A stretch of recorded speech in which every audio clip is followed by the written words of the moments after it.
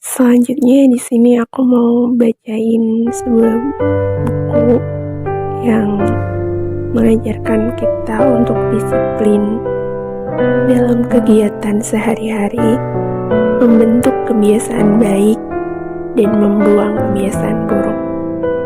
Mungkin cara demi cara yang diajarkan di buku ini tidak mengajarkan cara cepat, tapi dari buku ini kita bisa mengambil makna bahwa kebiasaan-kebiasaan kecil yang kita lakukan setiap hari akan menghasilkan hasil yang signifikan di suatu hari nanti.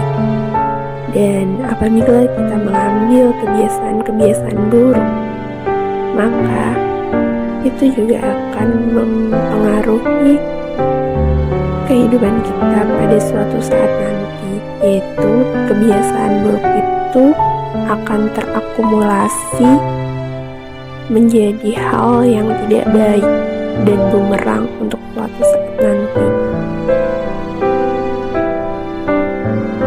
Semoga dengan saya membacakan isi dari buku ini bisa diambil hikmah dan pembelajarannya dan bisa mengubah kebiasaan hidup kita ke arah lebih baik lagi, sehingga hidup kita akan lebih tertata dan lebih bahagia tentunya.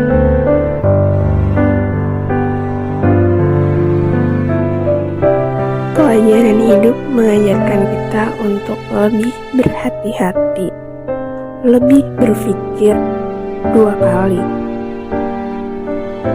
untuk melakukan suatu tindakan, karena dari tindakan yang kita lakukan pastinya ada efek samping, entah efek sampingnya baik untuk kita atau buruk untuk kita. Kita harus selalu berusaha untuk melakukan yang terbaik dari langkah demi langkah.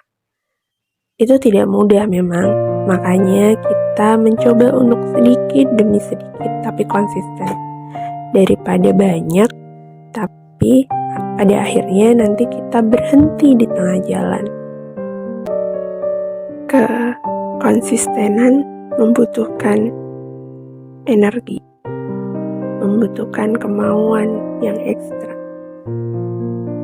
Saat kita malas, kita harus dipaksa untuk tetap menjalankan produktivitas. Kebiasaan-kebiasaan tidur, belajar, dan latihan fisik sungguh mulai mendatangkan hasil.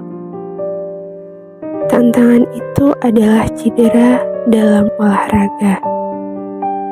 Dan pengalaman itu mengajarkan sesuatu yang sangat penting. Perubahan-perubahan yang terkesan kecil dan remeh pada awalnya akan memberikan hasil-hasil yang menakjubkan bila Anda bersedia menjalaninya sampai bertahun-tahun. Dengan kebiasaan yang lebih baik, apapun menjadi mungkin. Ilmu pembentukan kebiasaan, perubahan perilaku, dan perbaikan yang terus-menerus. Saya harus mengandalkan kebiasaan-kebiasaan kecil untuk bangkit dari cedera, agar menjadi lebih kuat secara fisik, agar dapat mengambil prestasi di lapangan, agar dapat menjadi penulis, agar dapat membangun bisnis dengan sukses, dan sekedar untuk berkembang menjadi orang dewasa yang bertanggung jawab. Kebiasaan kecil membantu memaksimalkan potensi saya, membagikan rencana selangkah demi selangkah untuk membangun kebiasaan yang lebih baik, bukan untuk beberapa hari atau minggu, tapi seumur hidup. Bagaimana rangsangan dari luar mempengaruhi kebiasaan kita? Model itu belum cukup menjelaskan bagaimana pikiran, perasaan, dan keyakinan kita berdampak terhadap perilaku kita.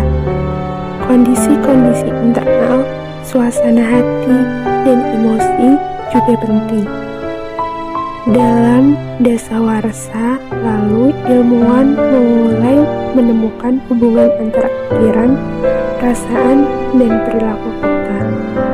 Strategi yang saya bahas relevan bagi siapapun yang mencari sistem selangkah demi selangkah untuk perbaikan, entah sasaran Anda adalah kesehatan, keuangan, produktivitas, hubungan, atau semuanya. Jika Anda mengurai segala sesuatu yang dapat Anda pikirkan terkait dengan balapan sepeda mungkin dengan perbaikan 1% saja Anda akan mendapatkan kenaikan yang signifikan ketika menerapkannya bersama-sama sekaligus. Perbaikan kecil berakumulasi menjadi hasil-hasil yang begitu menakjubkan.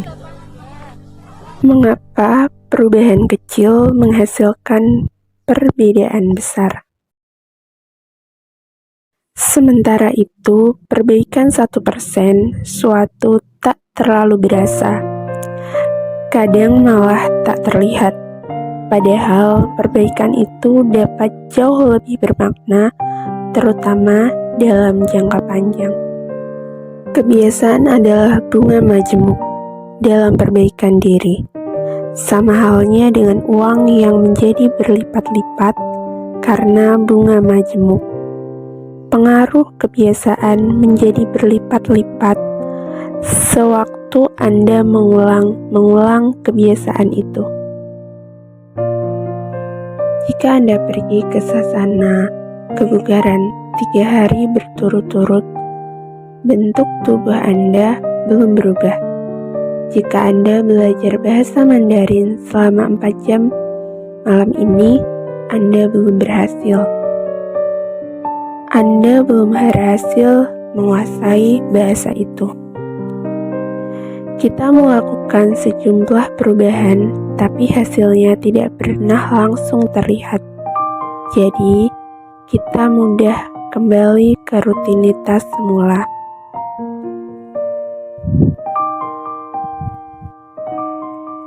Namun, ketika kita mengulang 1% kesalahan hari demi hari dengan mengulang keputusan-keputusan buruk, mengulang kesalahan-kesalahan yang kecil, dan merasionalisasi alasan-alasan kecil, pilihan-pilihan kecil kita mengalami proses bunga majemuk sampai menjadi racun. Akumulasi banyak salah langkah inilah 1% penurunan di sini dan di sana, yang akhirnya mengantarkan kita kepada masalah. Sukses adalah produk kebiasaan sehari-hari, bukan transformasi yang hanya sesekali seumur hidup. Yang penting adalah apakah kebiasaan-kebiasaan Anda menempatkan Anda pada jalur menuju kesuksesan atau tidak. Anda harus jauh lebih peduli pada arah tujuan Anda saat ini daripada hasil-hasil saat ini. Hasil-hasil Anda menunjukkan ukuran yang mengikuti kebiasaan-kebiasaan Anda. Kekayaan bersih Anda menunjukkan ukuran yang mengikuti kebiasaan-kebiasaan finansial Anda. Bobot tubuh Anda menunjukkan ukuran yang mengikuti kebiasaan makan Anda. Pengetahuan Anda merupakan ukuran yang mengikuti kebiasaan belajar Anda. Seberapa rapi rumah Anda menunjukkan tingkat kebiasaan Anda dalam hal beres-beres rumah. Anda mendapatkan apa yang selalu Anda ulangi. Apakah Anda membelanjakan lebih sedikit daripada yang Anda dapatkan tiap bulan? Apakah Anda memastikan pergi berolahraga setiap pekan? Apakah Anda membaca buku dan belajar sesuatu hal yang baru tiap hari? Pertarungan-pertarungan kecil seperti inilah yang akan menentukan masa depan Anda. Kebiasaan baik menjadikan waktu sahabat Anda. Kebiasaan buruk menjadikan waktu musuh Anda. Bunga majemuk pengetahuan. Belajar tentang gagasan baru tidak akan menjadikan Anda jenius, tapi komitmen untuk belajar seumur hidup dapat mengubah Anda. Makin sering Anda menolong, makin sering orang menolong Anda. Menjadi sedikit lebih ramah dalam tiap interaksi dapat menghasilkan jaringan hubungan yang lebih luas dan kuat sejalannya dengan waktu. Bunga majemuk negatif. Bunga majemuk yang membuat stres, frustasi karena kemacetan lalu lintas, beban tanggung jawab menjadi orang tua, kecemasan apakah uang cukup sampai akhir bulan, tegang karena tekanan darah akan naik. Dengan sendirinya, penyebab stres yang umum ini dapat dikelola. Namun kalau terus Anda selama bertahun-tahun, stres kecil itu menumpuk menjadi kesehatan yang serius.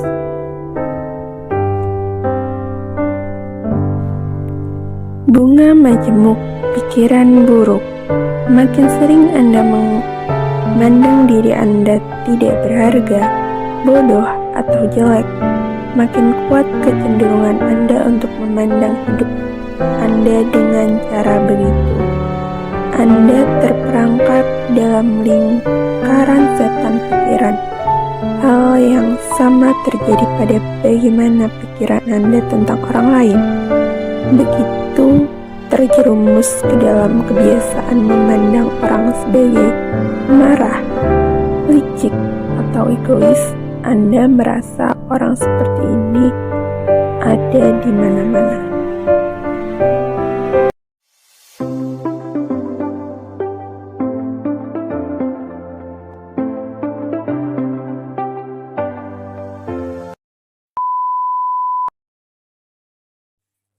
Halo teman-teman semuanya, di sini aku mau bacain buku Atomic Habits di bab 2 tentang bagaimana kebiasaan membentuk identitas Anda dan sebaliknya. Orang sering merasa sulit mempertahankan kebiasaan-kebiasaan baik lebih dari beberapa hari. Bahkan dengan upaya yang tulus dan terkadang dengan dorongan motivasi sesaat. Kebiasaan seperti berolahraga, bermeditasi, menulis buku, dan memasak adalah sesuatu yang menyenangkan selama sehari dua hari. Tapi setelah itu menjadi sesuatu yang mengganggu.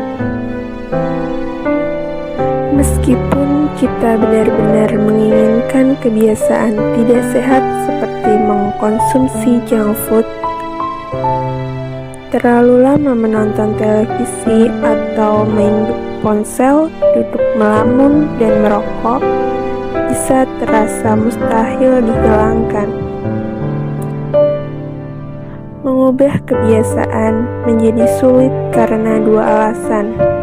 Yang pertama, kita berusaha mengubah suatu tapi salah sasaran.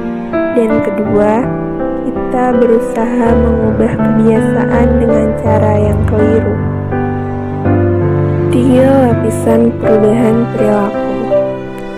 Lapisan pertama adalah mengubah hasil Anda. Lapisan ini terkait dengan mengubah hasil, menurunkan berat badan, menerbitkan buku, memenangkan kejuaraan. Kebanyakan sasaran yang Anda tetapkan berhubungan dengan lapisan perubahan ini. Lapisan kedua adalah mengubah proses Anda. Lapisan ini terkait dengan mengubah kebiasaan dan sistem, menerapkan rutinitas baru di tempat berolahraga, merapikan meja kerja supaya aliran kerja lebih baik, mengembangkan latihan meditasi. Kebanyakan kebiasaan yang Anda bangun terkait dengan lapisan ini. Lapisan ketiga dan paling dalam adalah mengubah identitas Anda. Lapisan ini terkait dengan mengubah keyakinan, pandangan Anda tentang dunia, citra diri Anda, penilaian Anda terhadap diri Anda sendiri dan orang lain. Sebagian besar keyakinan, asumsi, dan kecenderungan yang Anda pegang terkait dengan lapisan ini. Hasil adalah hal-hal yang Anda dapatkan, proses terkait dengan apa yang Anda lakukan. Perilaku yang tidak bersesuaian dengan diri tidak akan tahan lama. Anda mungkin ingin menjadi lebih kaya, tapi identitas Anda menunjukkan orang yang konsumtif, bukan produsen. Jadi, Anda cenderung berbelanja daripada mendapatkan uang. Anda mungkin ingin menjadi lebih sehat, tapi Anda terus mendahulukan kenyamanan daripada kesuksesan. Jadi, Anda cenderung bermalas-malasan daripada berolahraga. Mengubah kebiasaan itu sulit jika Anda tidak pernah mengubah keyakinan mendasar yang mengantar ke perilaku lama. Anda mempunyai sasaran baru dan rencana baru, tapi Anda tidak mengubah siapa Anda. Ringkasan bab ini adalah ada 3 tingkat perubahan hasil, perubahan proses, dan perubahan identitas. Cara paling efektif untuk mengubah kebiasaan Anda adalah berfokus bukan pada apa yang ingin Anda capai, melainkan tipe orang yang Anda inginkan. Identitas Anda muncul dari kebiasaan-kebiasaan Anda. Setiap aksi sama seperti suara dukungan untuk tipe orang yang Anda inginkan. Menjadi versi terbaik diri Anda menuntut Anda terus-menerus mengedit keyakinan-keyakinan Anda dan meningkatkan serta memperluas identitas Anda. Alasan utama kebiasaan itu penting bukan karena memberi Anda hasil-hasil yang lebih baik, meskipun bisa, tetapi karena kebiasaan dapat mengubah keyakinan tentang diri Anda sendiri. Tadi adalah beberapa dari buku Atomic Habits, dan semoga yang udah aku bacain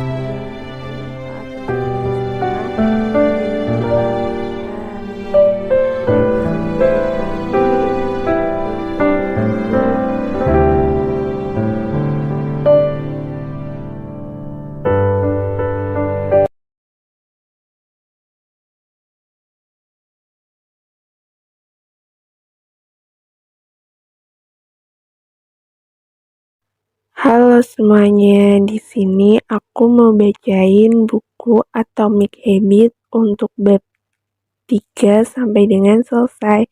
Semoga dari aku bacain buku ini kita bisa mengambil manfaatnya ya. Bab 3. Bagaimana membangun kebiasaan yang lebih baik dalam 4 langkah sederhana.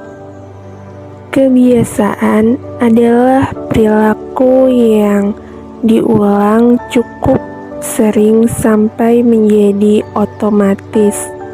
Tujuan akhir kebiasaan adalah memecahkan masalah-masalah dalam hidup dengan energi dan upaya sekecil mungkin. Kebiasaan apapun dapat diuraikan menjadi lingkaran umpan balik yang meliputi 4 langkah: petunjuk, gairah, tanggapan, dan ganjaran. 4 kaidah perubahan perilaku adalah seperangkat aturan sederhana yang dapat digunakan untuk membangun kebiasaan-kebiasaan lebih baik. Hal itu, 1. Menjadikannya terlihat. 2. Menjadikannya menarik. 3. Menjadikannya mudah. Dan 4. Menjadikannya memuaskan. Bab 4. Sosok yang terlihat, ada yang tak beres pada dirinya. Dengan latihan yang memadai, otak Anda akan mengambil petunjuk-petunjuk yang meramalkan hasil-hasil tertentu tanpa secara sadar memikirkannya. Begitu kebiasaan menjadi otomatis, kita berhenti memberikan perhatian pada apa yang sedang kita lakukan. Proses pengubahan perilaku selalu dimulai dengan kesadaran. Anda perlu menyadari kebiasaan-kebiasaan Anda sebelum dapat mengubahnya.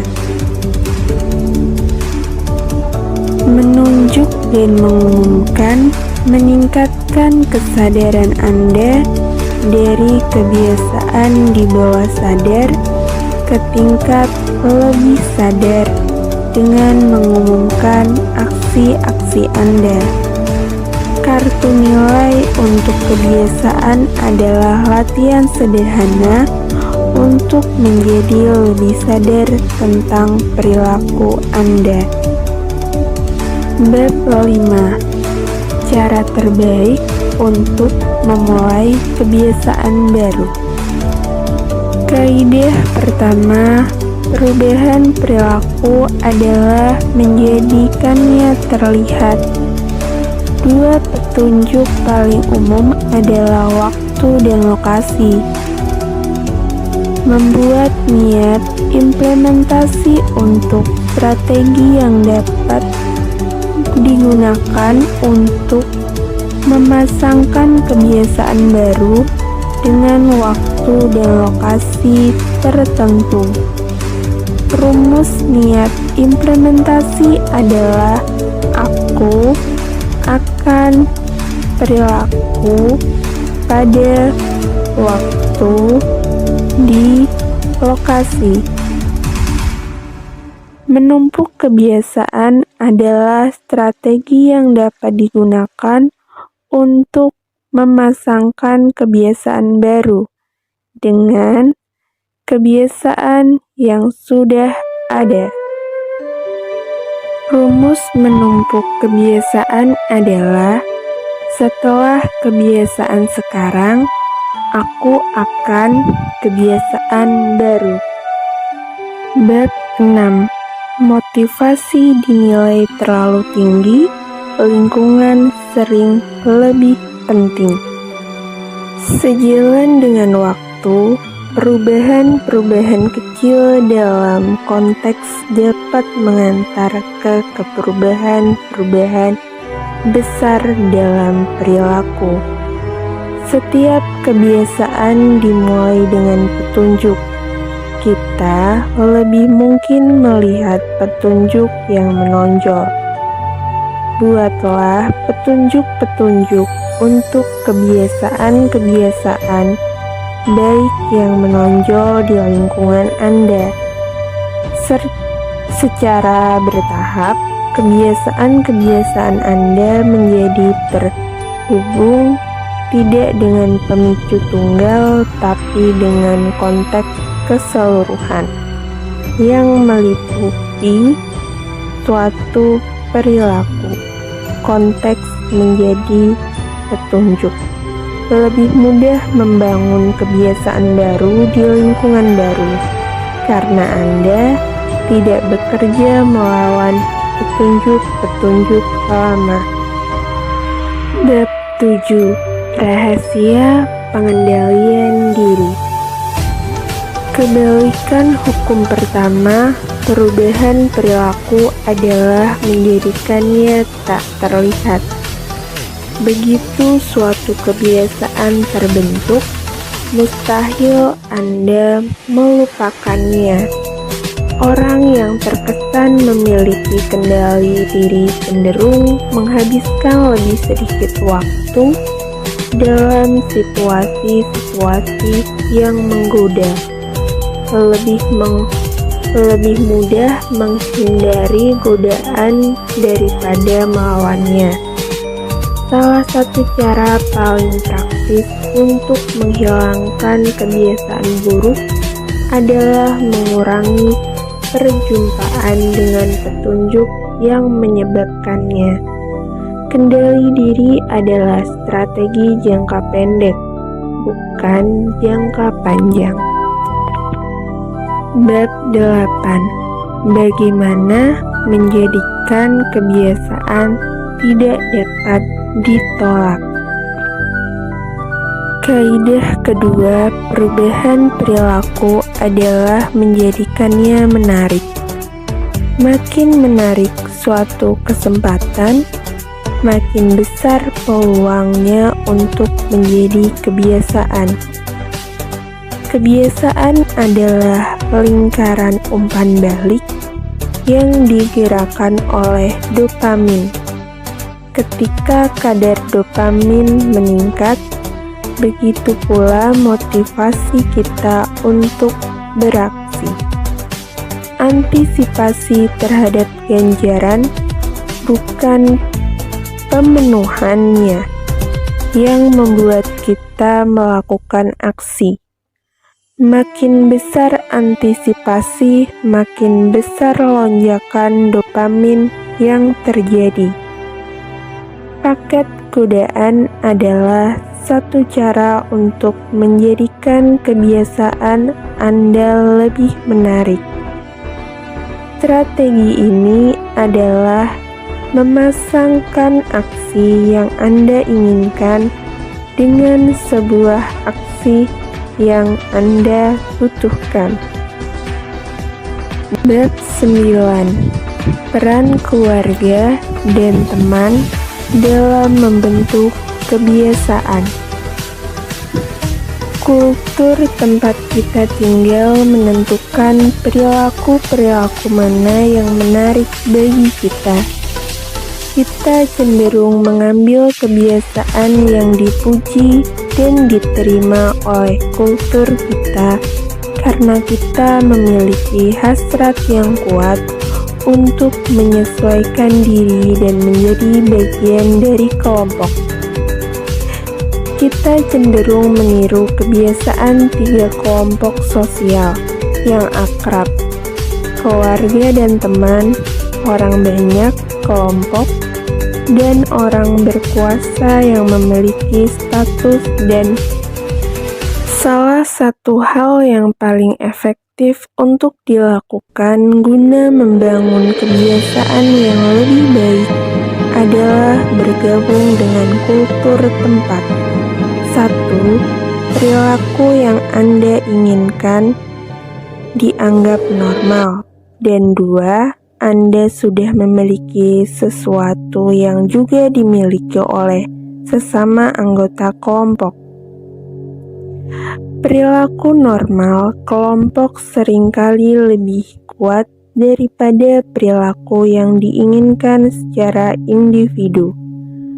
Seringkali kita lebih baik keliru bersama kelompok daripada benar tapi dikucilkan.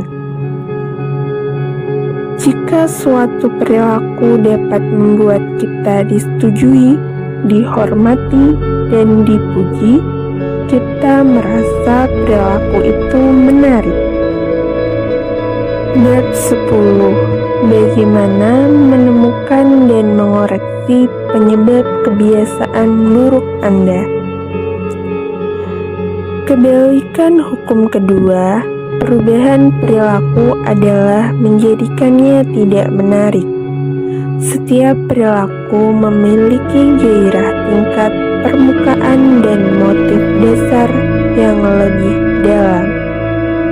Kebiasaan Anda sama seperti solusi dunia modern untuk hasrat hasrat purba.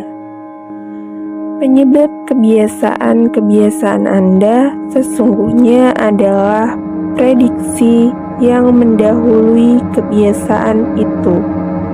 Prediksi mengantar ke perasaan. Berfokuslah pada manfaat dari menghindari kebiasaan buruk untuk menjadikannya terkesan tidak menarik. Kebiasaan menjadi menarik ketika kita mengaitkannya dengan perasaan positif, dan tidak menarik ketika kita mengaitkannya dengan perasaan negatif. Ciptakan ritual motivasi dengan melakukan sesuatu yang Anda nikmati sesaat sebelum kebiasaan yang sulit. Bab 11. Berjalanlah perlahan, tetapi pantang mundur. Hukum ketiga perubahan perilaku adalah menjadikannya mudah. Bentuk pembelajaran paling efektif adalah berlatih, bukan membuat rencana. Berfokus pada action, bukan invention. Pembentukan kebiasaan adalah proses ketika perilaku mengalami kemajuan menjadi lebih otomatis melalui perulangan. Jumlah waktu Anda melatih sebuah kebiasaan tidak sepenting jumlah perulangan dalam melakukannya. Bab 12. Hukum upaya sekecil-kecilnya. Perilaku manusia mengikuti hukum upaya yang sekecil-kecilnya. Kita secara alami akan condong ke opsi yang menuntut kerja paling sedikit. Ciptakan lingkungan tempat hal benar dapat dilakukan dengan semudah mungkin. Kurangi hambatan yang terkait dengan perilaku baik.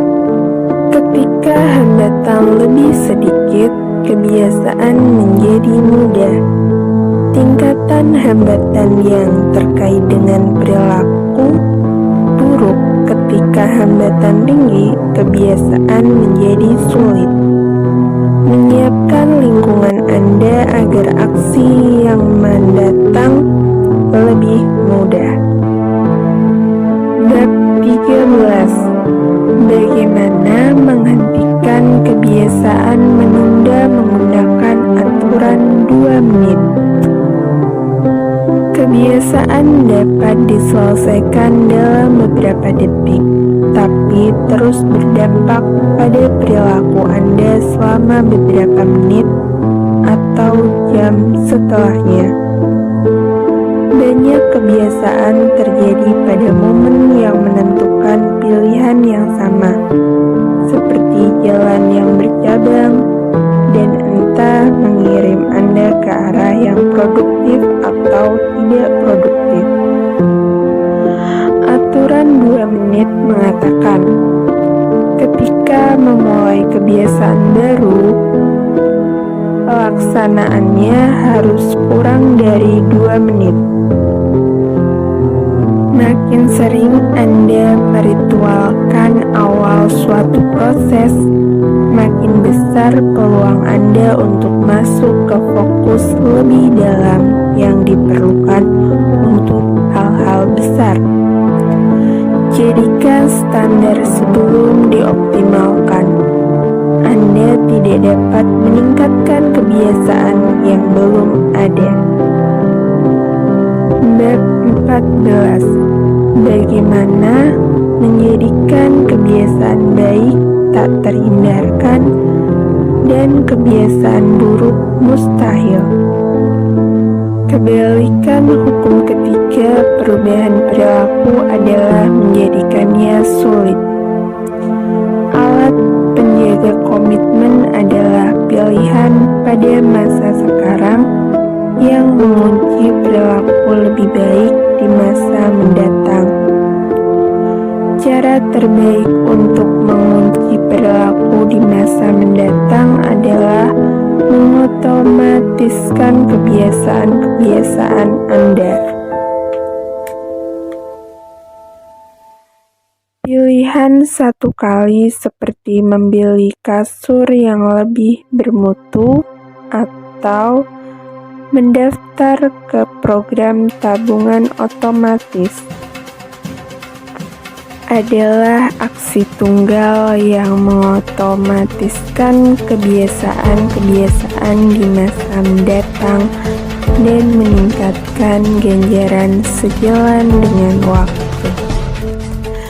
Menggunakan teknologi untuk mengotomatiskan kebiasaan adalah cara yang paling andal dan efektif untuk menjamin perilaku yang benar.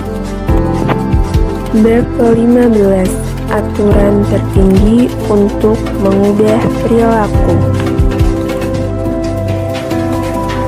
Kaidah keempat, perubahan perilaku adalah menjadikannya memuaskan. Kita lebih mungkin mengulang perilaku ketika pengalaman itu memuaskan. Otak manusia berkembang untuk memprioritaskan ganjaran langsung dibanding ganjaran tertunda.